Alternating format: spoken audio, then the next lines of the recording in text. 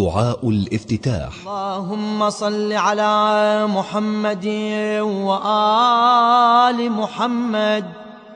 بسم الله الرحمن الرحيم. والعظمة اللهم أذنت لي في دعائك ومسألتك فاسمع يا سميع مدحتي، وأجب يا رحيم دعوتي، وأقل يا غفور عثرتي. فكم يا إلهي من كربة قد فرجتها، وهموم قد كشفتها، وعثرة قد أقلتها، ورحمة قد نشرتها، وحلقة بلاء قد فككتها. الحمد لله الذي لم يتخذ صاحبة ولا ولدا، ولم يكن له شريك في الملك، ولم يكن له ولي من الذل، وكبره تكبيرا. الحمد لله بجميع محامده كلها، على جميع نعمه كلها. الحمد لله الذي لا مضاد له في ملكه، ولا منازع له في أمره. الحمد لله الذي لا شريك له في خلقه، ولا شبيه له في عظمته. الحمد لله الفاشي في الخلق أمره وحمده، الظاهر بالكرم مجده، الباسط بالجود يده، الذي لا تنقص خزائنه ولا تزيده كثرة العطاء إلا جودا وكرما.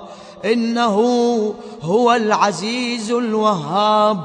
اللهم إني أسألك قليلا من كثير، مع حاجة بي إليه عظيمة، وغناك عنه قديم، وهو عندي كثير، وهو عليك سهل يسير.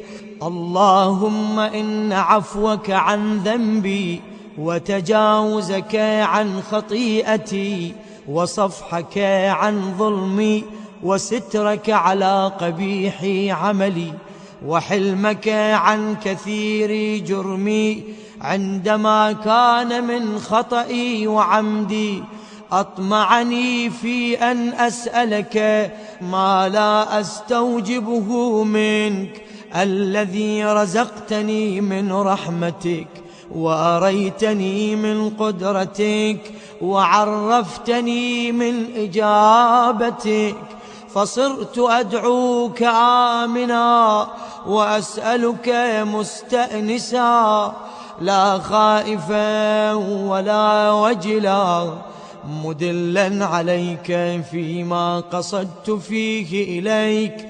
فإن أبطأ عني عتبت بجهلي عليك، ولعل الذي أبطأ عني هو خير لي، لعلمك بعاقبة الأمور.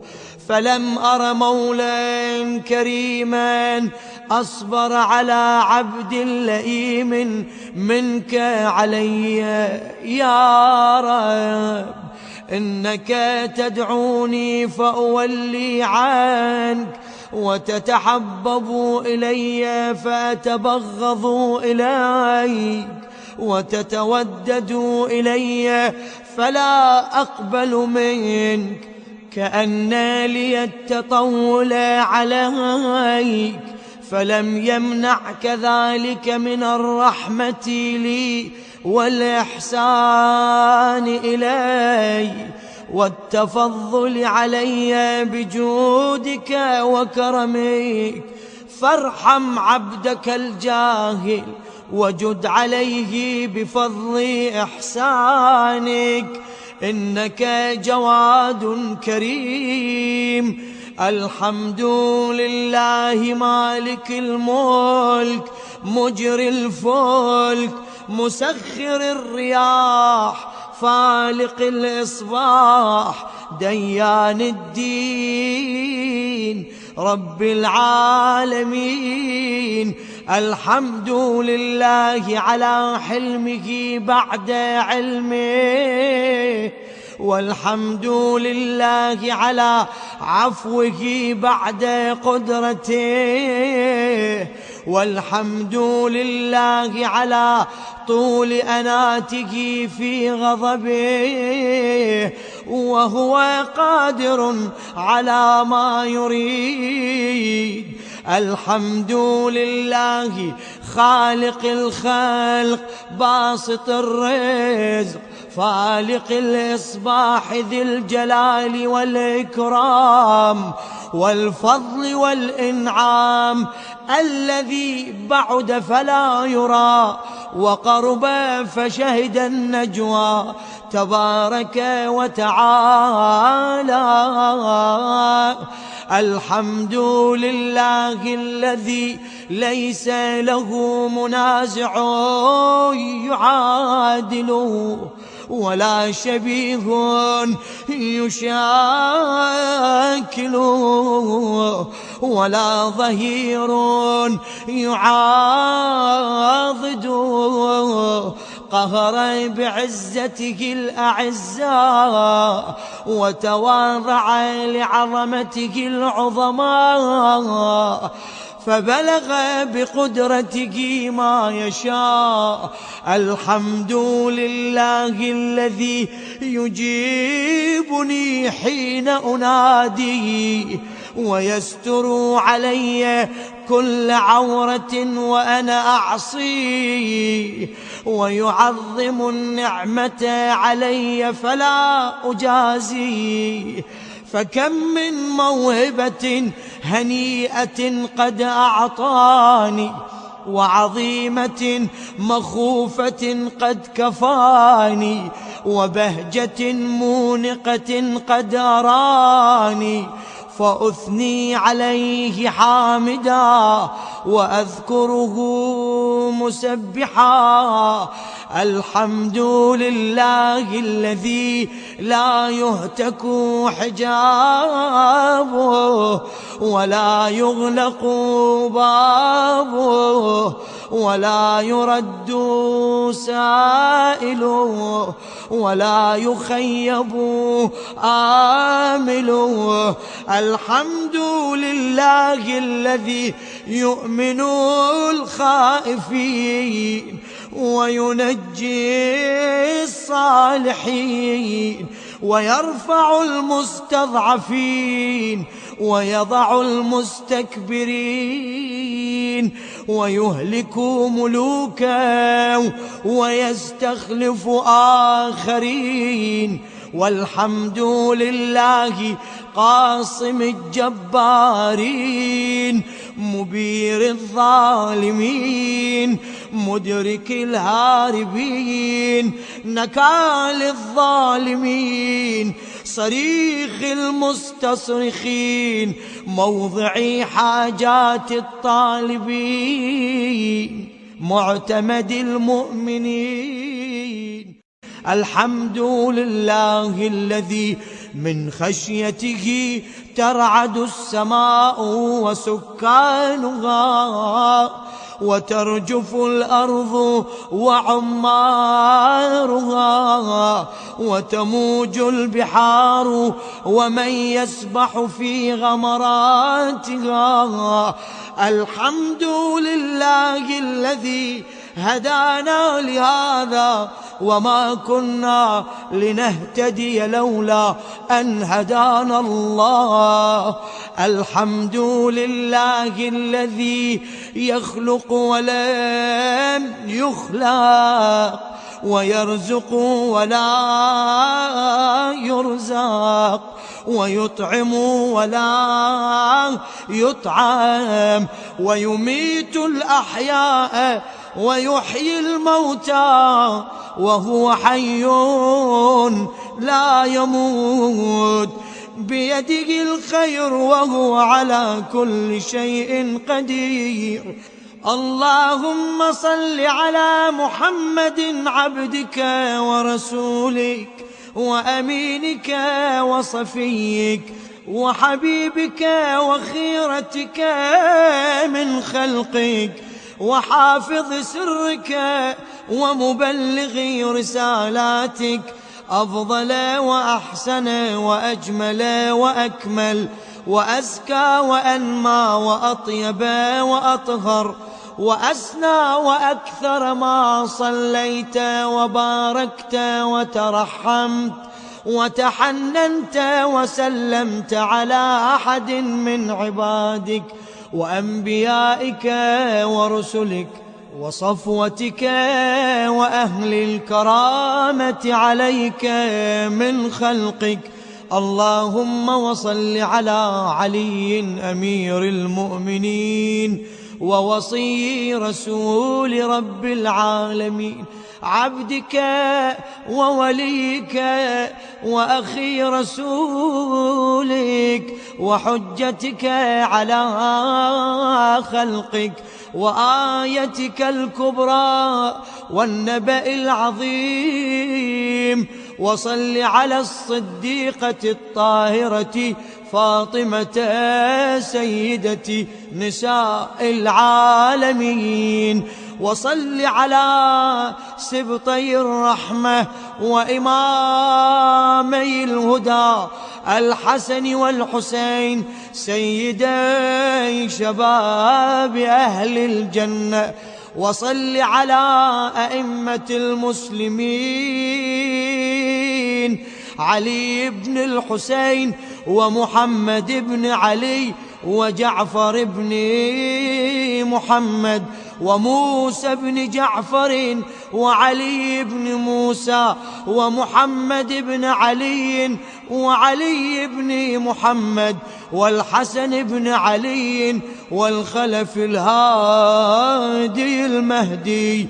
حججك على عبادك وأمنائك في بلادك صلاة كثيرة دائمة. اللهم وصل على ولي أمرك القائم المؤمل والعدل المنتظر وحفه بملائكتك المقربين وأيده بروح القدس يا رب العالمين.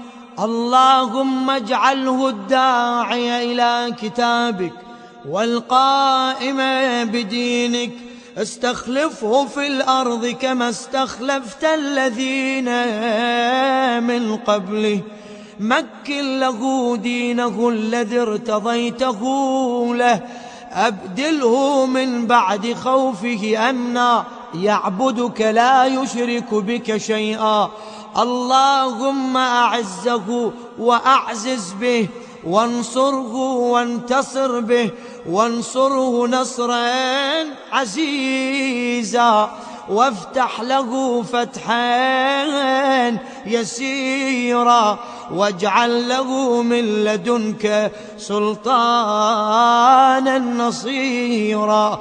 اللهم أظهر به دينك وسنة نبيك حتى لا يستخفي بشيء من الحق مخافة أحد من الخلق. اللهم إنا نرغب إليك في دولة كريمة تعز بها الإسلام وأهله وتذل بها النفاق وأهله وتجعلنا فيها من الدعاة إلى طاعتك والقادة إلى سبيلك وترزقنا بها كرامة الدنيا والآخرة. اللهم ما عرفتنا من الحق فحملناه وما قصرنا عنه فبلغناه. اللهم المم به شعثنا واشعب به صدعنا وارتق به فتقنا وكثر به قلتنا وأعزز به ذلتنا وأغن به عائلنا واقض به عن مغرمنا واجبر به فقرنا وسد به خلتنا ويسر به عسرنا وبيض به وجوهنا وفك به أسرنا وأنجح به طلبتنا وأنجز به مواعيدنا واستجب به دعوتنا وأعطنا به سؤلنا وبلغنا به من الدنيا والآخرة آمالنا وأعطنا به فوق رغبتنا يا خير المسؤولين وأوسع المعطين اشفي به صدورنا وأذهب به غيظ قلوبنا واهدنا به لما اختلف فيه من الحق بإذنك إنك تهدي من تشاء إلى صراط مستقيم وانصرنا به على عدوك وعدونا إله الحق آمين.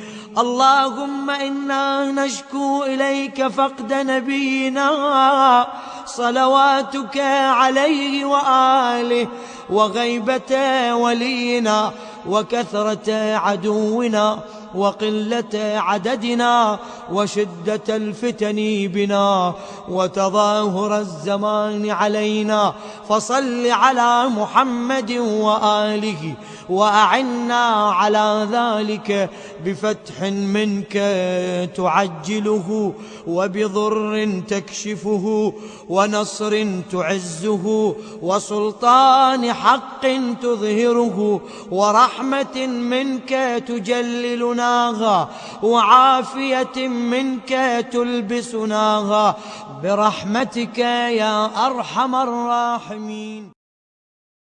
بسم الله الرحمن الرحيم.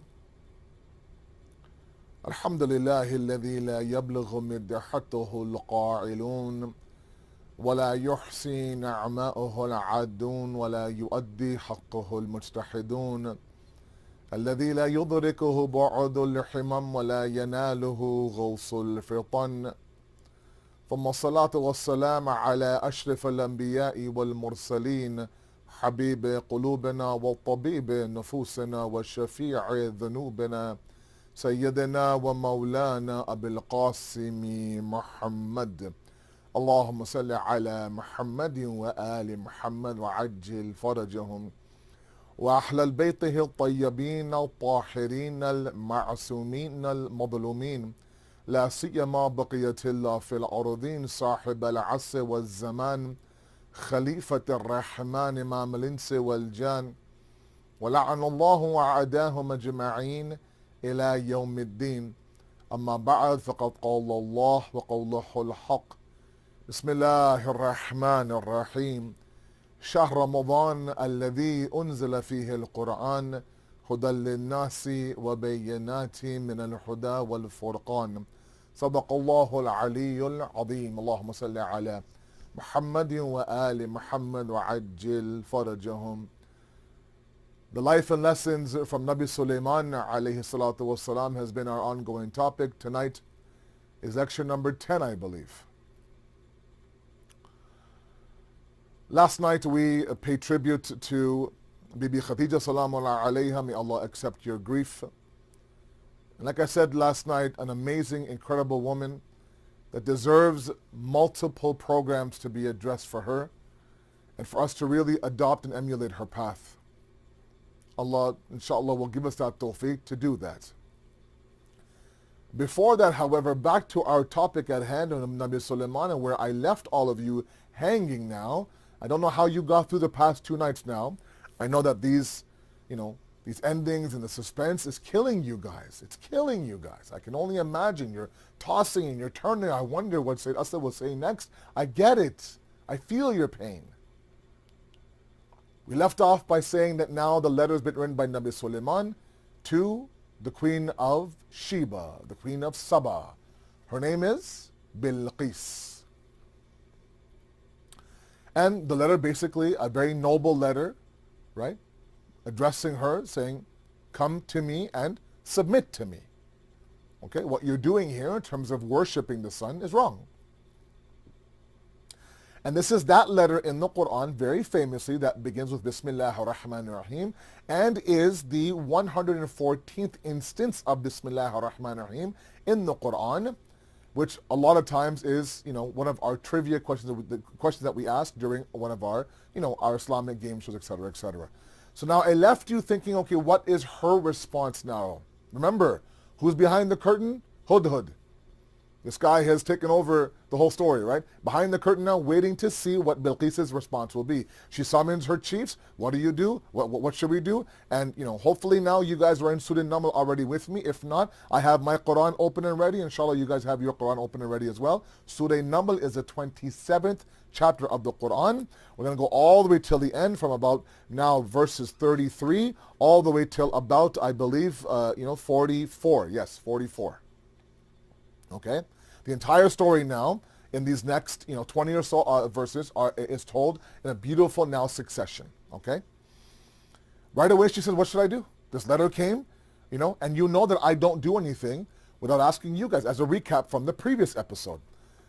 And right away, these are chiefs and these are people who are ready to defend their kingdom, and قالوا نحن أولو القوة وأولي البأس الشديد. We are people of strength. We have mighty power. Meaning, reminding her that, look, if you want to go to war, we're ready. And that's an important verse, because now when we go ahead and we enter now that discussion, that what is Queen Bilqis' response to Prophet Sulayman, the first thing she does is she describes the difficulty of war, the aftermath of war, the destructive nature of war. I'm going to start off today in verse 34 of Surah Naml. Okay? So what she says now, she describes, because she could tell now, the reaction by her chiefs was that we're ready for war, right? And she wasn't ready for war. So she reminded them, look, it's this war that could destroy civilizations. It could ruin towns, right? It makes the highest people degraded, right? So, war for her was not on the table right away. If he is going to send a letter to her to check out what the status is, she also needs to find out what the situation at hand is in his kingdom as well. What's he like? What kind of king is he? What kind of prophet is he? Right? Remember, she's also a queen, right? I mean, there's a certain level of self-respect there. So she's not going to just roll over and say, okay, fine, I'll submit to you. No, if he's going to come and, ask me and test me and inquire about me, let me do the same thing. But if Nabi Sulayman now sent a letter to her, she now instead gets an entourage ready to send lavish gifts to Nabi Sulayman. Okay? She now decides to send presents and gifts to Nabi Sulayman. And the way that the tafsir now tells us, specifically Al-Mizan of Alama Tabatabai rahmatullah alayh, to test his prophethood, to test his sincerity. Is he wowed by the gifts? Will he forget about our idol worshipping? And will he be silenced with the bribe of the gifts, essentially? Right? Because she knows, that's the kingdom, that's the talk of the kingdom now. Even today and nowadays, sometimes when you want a certain country, to do a certain thing for you or a certain deal for you, and that president or the prime minister now visits that country, he comes bearing gifts. Now that gift isn't, just because I like you. No, you scratch my back, I scratch yours. I'm giving you this very elaborate gift, for example, right? That's only specifically made for you. Now sign this deal, help me with these sanctions, get this war done, be part of my coalition when I attack this country and that country, right? This has been going on for centuries. Same thing happened back then, Okay, she just wanted to see exactly, and essentially, she was testing Nabi Sulayman to see where is his heart at, where's his sincerity at. Okay, now she describes outwardly to who? To her chiefs. Who's behind the curtain? Hudhud's behind the curtain. Hudhud now says, oh my God, she's going to send gifts to Nabi Sulayman. He finds his way out of the kingdom of Sheba and makes his way towards Nabi Sulayman. And says, look. There's gifts coming for you. She's going to try to wow you with gifts. Okay, just letting you know. She saw your letter. She read your letter. You know, they had a whole meeting with her chiefs. And she decided that, you know, and the way that the wording is, and I'll get to that in a moment, is that, you know, let's see now what response there is of his, based on that, either war or peace. Okay? So she hasn't quite made up her mind yet. She just wants to test the waters a little bit. Okay? And these two will go back and forth now testing each other. Meaning, you know, Nabi Sulayman and Queen Bilqis. Okay? They'll go back and forth testing each other, what's going on. Okay? So now this entourage now, led by one person, but there are several people, showered in gifts, arrives at the gate of Nabi Sulayman's kingdom. This is from Queen Bilqis. And Nabi Sulayman, of course, has already proven his merit with God, that these things, nothing in this world now, will allure him away from his path, his mission, his responsibility as a prophet of God. I mean, this kingdom of mine, which is the best kingdom that anyone has ever seen on this earth, will not corrupt my heart. Forget your gifts. So he does what? He rejects the gifts wholeheartedly. And a stern message is sent back to Queen Bilqis that none of your wealth will lure me. What God has given me is worth more than anything you could have or you could give me. Okay? Basically saying that, look, there's no choice. Either you come to me and you submit, or there's going to be a battle. Now the question is, what does Queen Bilqis do about this now? Is there going to be a full-fledged war now between Bilqis' kingdom and Nabi Sulayman's kingdom? Or does she realize that, okay, this is, you know, I mean, those gifts would have lured anybody away, would have corrupted the best of hearts, would have really quieted and silenced the best of kings. But there was not even an inclination, a consideration from Nabi Sulayman for one gift. No.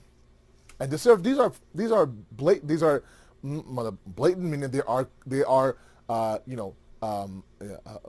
mentioned fully in the Quran in terms of, you know, this dialogue. Let's begin here, and then we'll see where we stop, inshallah. So come with me, inshallah. Let's travel through these verses together.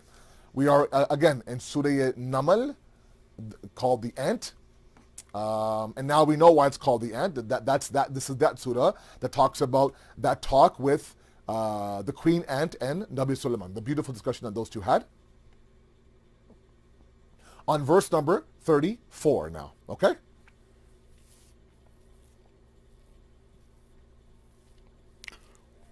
Verse number 34. Now, this is after that verse where the chief said, look, whatever you decide, you decide. If you want to go to war, right now, we are the people of power, we'll do it. Don't worry, we'll manage. You just say the word, but ultimately this is your decision. Right? And then that's what she says, qalat. Remember, qalat is the female version of she said. Qala is male, qalat is female. So here, of course, this is the queen talking. Qalat innal muluka إِذَا دَخَلُوا قَرْيَةٍ أَفْسَدُوهَا. Okay? So surely the kings, when they enter a town, they ruin it. They ruin it. This is now her describing the aftermath and the destruction of war. Right? وَجَعَلُوا أَعِزَّةَ أَهْلِهَا أَذِلَّةً. And, you know, it's this destruction that makes the most respected people, أَعِزَّةَ, the most respected people of that town, what? أَذِلَّةً. Dhalil, as you say in Urdu. You know, degraded, low, right? It just takes away the respect of the individual. وَكَذَلِكَ يَفْعَلُونَ, right? And you know, this is not part, the Tafsir says that this last portion where it says, and thus they always do that, you know, Alama says this is not part of the speech of Queen Sheba. This is God now adding the last portion of this verse, saying that this is exactly what all wars do. They make them the most respectful people zalil and degraded and low. Okay? So she rejects the idea of attacking him right away. Okay? She says, no, let's approach it through a different lens. Okay? Remember, I told you, I mentioned that her reception of this letter tells us that there is a softness in her heart somewhere. And we'll see the softness of that heart manifest itself a little bit later on in the story, as a spoiler alert. But ultimately, she wasn't this cruel dictator of a queen that looked to like ruin towns and disrespect people and destroy kingdoms. No. But she did have a measure of self-respect, right? That you don't just come in here and tell me what to do. I'm just going to fold my kingdom and come to you. No, of course not, right? Let's find out what you're about, right? So now, of course, she mentions to the chiefs that I'm going to go ahead and send him a present. Now look at the way that she addresses Nabi Sulayman. Again, pointing to the idea that we have to know, guys, the different personalities at play. I mentioned 2 nights ago, the letter that he wrote to Queen Bilqis obviously was one that was very respectful. Okay? Did not blast her, didn't summon her to hell. No, not summon her to hell. No, not at all. In fact, the fact that, she refers to the letter, as Kitabun Kareem, okay? This honorable letter. And Allama Tabatabai in his tafsir does a substantial amount of discussion on what makes this an honorable letter. Of course, the mention of Bismillahir Rahmanir Rahim, of course, helps. Bismillahir Rahmanir Rahim. And also the idea that the way that he addressed Queen Sheba was obviously of honorable mention. Now she returns that favor, but not in a letter, but in her reference to him within her own circles. Look, guys, it's one thing where we have amazing akhlaq, and we address the person with respect when they're in front of us. Okay?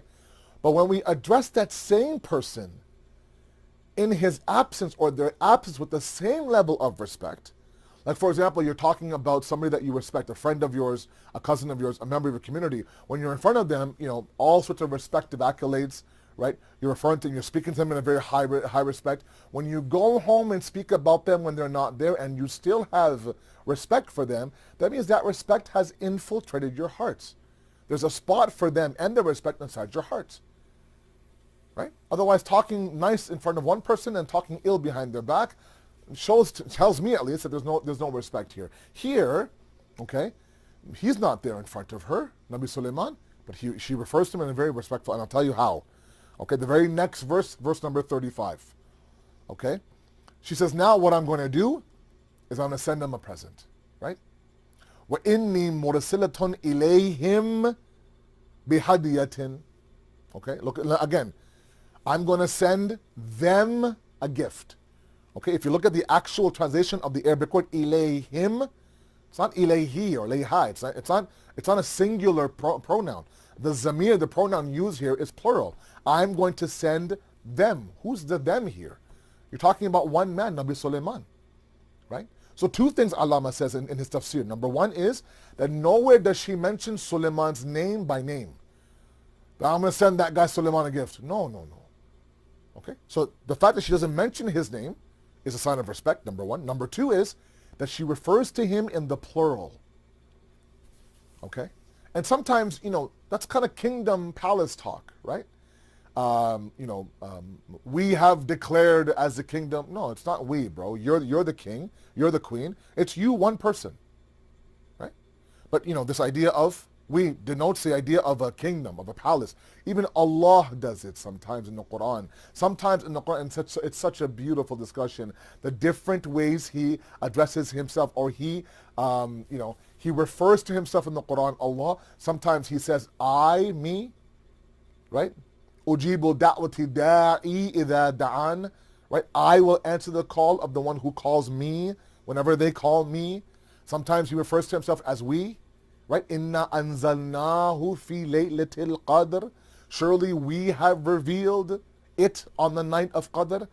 Who's we? I mean, Allah is nahnu. Sometimes he refers to Allah in the third person. Allah is the one, right?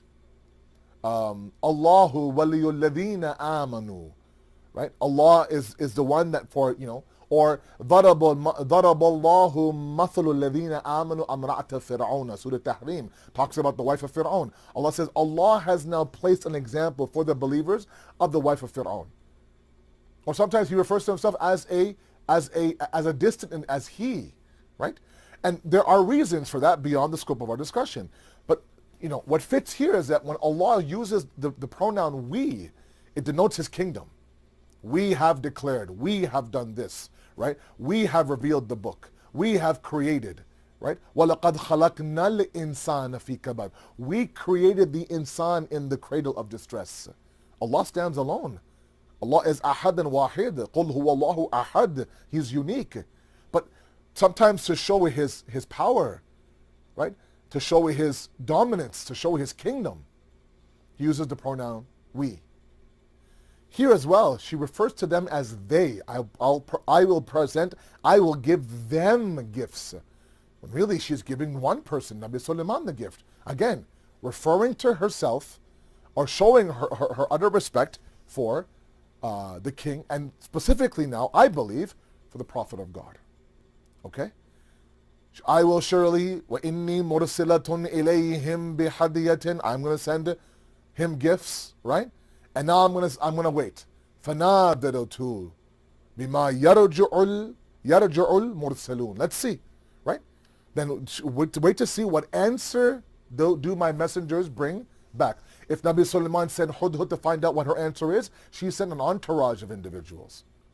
There was one guy leading the pack, but there were several people. And you get that from the Quran in a little bit. So let's see what response comes back from him. Okay?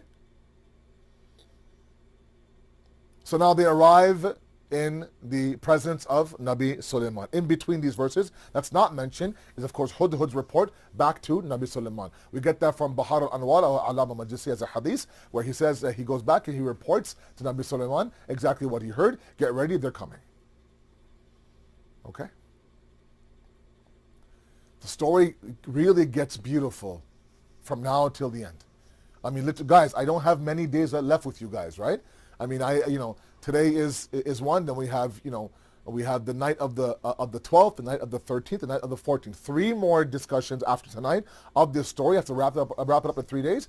And then the last discussion that we have, the night of the 15th, of course, is the suggestion of Imam Mushtaba alayhi salatu wasalam. That's a separate discussion on him and him alone. So after tonight, I have 3 discussions, and we have, we're coming to the crux, and we're approaching that, that sort of like season finale. That time it's like, oh my goodness, what's going to happen? Anyways, let's see. All right, so now they arrive in the presence of Nabi Sulayman. Poor guys, man. Poor guys. Verse number 36. فَلَمَّا جَاءَ سُلَيْمَانَ. Now they arrive in the presence of Sulayman. And they present their presents to him. And he becomes a little bit annoyed by this gesture. Nabi Sulayman does. Okay? And he says, are you going to tempt me with wealth? Like what Allah has given me is better than what you have given me. Right? You actually, you are somebody who actually believes you are only happy because of your presence. You believe that you're content because of the outward gifts that you have. Whereas my contentment doesn't come from this kingdom now. The tafsir says this. What he's basically saying is that nothing you give me will lure me off the path. It won't. I have a treasure that's far greater than anything this world could ever present. And that is the faith in God. That's the worshiping of God. That's the opportunity to serve God. Sometimes I don't know if all of us understand, this opportunity to serve God or not. Do we get it or not? There was an alim, I think it was Sheikh Tusi rahmatullah alayh. I could be wrong. he would circle a certain date on the calendar. It's a beautiful story. These small little anecdotes from the life of the ulama are, they're prescriptions for us, guys, I tell you. He'd have one date on the calendar he would circle with circle, and he would celebrate that date every single year. Now, right away, you'll think, oh, his birthday. No, that's people like me and you. People have birthday weeks. They have birthday months. Oh, my good. They label the whole month theirs. Jesus. Dude, calm down, man. You're 58 years old. You've had your birthday parties. So just let it go now. You should be crying on your birthday. Forget celebrating. Anyways. So birthday months that we have, right? We drop hints, 3 more days, 2 more days, 1 more week, right? A little short list of what you would like, this and that. I mean, nobody is subtle nowadays anymore, right? They send, those people who send, sorry, man, I people who send messages, oh, 3 more days, ... And then it's like they're asking you to, oh, what's in 3 more days? I refuse to ask people like that, what's in 3 more days? They want, and I'm not going to take the bait. I'm sorry. Don't play those kind of games. You want to tell me it's your birthday on Wednesday? Tell me it's your birthday. That's fine. It's okay. Just don't sit there 3 more days. It's annoying. Sorry. If you're like that, don't be like that. It's annoying. So this alim, however, has a date circled. What's that date? It's the date he turned baligh. Oh. When he was asked, what is this? He said, that was the day I was worthy of God's worship. Oh, so beautiful. That was the day that I was capable now of worshiping God and enter the path of salvation. He saw it as an honor, guys. He saw it as something that was, that he was made worthy of. وَلَقَدْ كَرَّمْنَا بَنِي آدَمَ. We've honored the human being, right? Same message he sends to the people, knowing full well they're going to go back and they're going to report to their queen. Of course they are. He says, what? He says, we go on with the verse now, verse number 36. He goes, will you help me with wealth? You're going to actually, the word that's used in the Arabic is madad, right? Atumidunani, you're going to help me. You're going to do madad of me, bimalin, when it comes to wealth, right? And then he says, فَمَا آتَانِيَ اللَّهُ خَيْرٌ مِمَّا أَتَاكُمْ. What God has given me is far greater. خَيْرٌ مِمَّا is far greater than what you have given me. Right? And then he says, بَلْ أَنْتُمْ بِحَدِيَّتِكُمْ تَفْرَحُونَ. You have, you've become happy with your gifts. You've attained this level of serenity with these gifts, these outward, these perishing gifts of yours. Not me. Not me. Not me. A clear message for us to understand. Right? So now, he's completely now rejected this test of Queen Bilqis. Okay? In the process now, possibly telling her that, look, I'm not your normal king. I'm not your normal king. And this is monumental. This moment is very, very important. When they go back and they tell their queen that, look, he didn't even consider it. Forget the fact, oh, okay, let me sit with him a couple of days. Oh, are those watches? Oh, is that? No, none of that. He's like, go away. Don't. Right? I don't want it. Because that then is a big moment for Queen Bilqis to realize that maybe I'm not against your normal everyday king. Okay?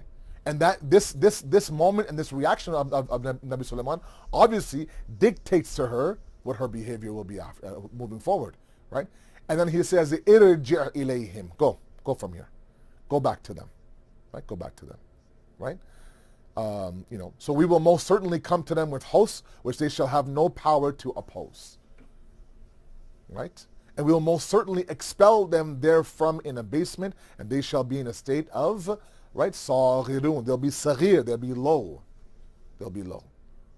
Right? So he says, look, he's like, if you don't, go back and tell her, doesn't submit, then we will come to her. If we come to her, then, we have no choice but to, same as the Prophet and Imam Ali did, destroy the idols in the Kaaba, come in and destroy this kingdom that is now, an avenue for idol worshipping. You have announced yourself to be an enemy of my God. I have to now defend that God at all costs. Okay? Remember, a lot of you might think, well, that's quite harsh. I mean, what happened to, lakum dinakum waliyadin? You have your deen, I have my deen. No, that's not applicable at all times. He's inviting her now. There's an entire nation now being misguided by this kingdom. And the lure of the kingdom, the attraction of the kingdom, no doubt many people must be flocking towards Yemen. And people sometimes are like sheep, right? They'll kind of go with the majority. Don't stop and think, oh, I wonder why are they worshiping this sun? And the sun also is very important. Let me make this point right now as well. The fact that the Quran says li shamsi, they are the one yasjuduna li shamsi. They are doing sujood. They're prostrating in front of the sun. Why the sun of all people, of all things?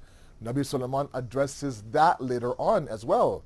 That will come into play as well. Keep that in mind as well, right? A mock sun was created in the palace of Sheba, and what Hudhud saw was that they were doing sajda in front of this mock sun of theirs. Why this sun, inshallah? We'll get to that possibly tomorrow or the next day. But I won't leave you hanging on that, I promise. So now, of course, he says, go back. Please take your gifts and go back, all of you, right? Irji ilayhim. Again, ilayhim is a pronoun that is plural. Them, go back to them, meaning that, like basically you, one guy who can present your gifts, take your gifts, go back to your entourage, and all of you go back to your queen. Let her know that these are her two options essentially. It's the same offer on the table. Come and meet me, discuss, and ultimately submit to me, or you have to prepare to defend yourself if I get there. Okay? There's no choice. So now, they go back. And she realizes that he didn't accept one of my gifts. And no doubt, the tone of the Quran of verse number 36 is quite harsh in the sense that it is an utter rejection. And I'm sure that they took that tone and they reported that back to her. Say, look, this king didn't even stop to open it. At least open it. There might be a blender you like, or a microwave, or there might be a nice china set you can. No, nothing. Blender, no, nothing, right? So, now she thinks, okay. Again, not a fan of war, and I think that I'm going to have to make my way to his kingdom. And she decides now to make her way to his kingdom. Now, when word is given to Nabi Sulayman that she's left her kingdom, and she's making her way now to his kingdom, means she's now left her kingdom. He then summons some of his chiefs, his close kind of, who does? Nabi Sulayman. Okay? And he asked him to do something very, very strange. At the same time, one of the most important parts of the story happens at this moment. Okay? And he took it as a moment that is very well known, has to be understood, of course, but he took it as one of the most important pieces of this whole journey of his. And what was that? I'll tell you tomorrow night, inshallah. Stay safe, stay well. We'll see you tomorrow night. Wassalamu alaikum wa rahmatullahi wa barakatuh.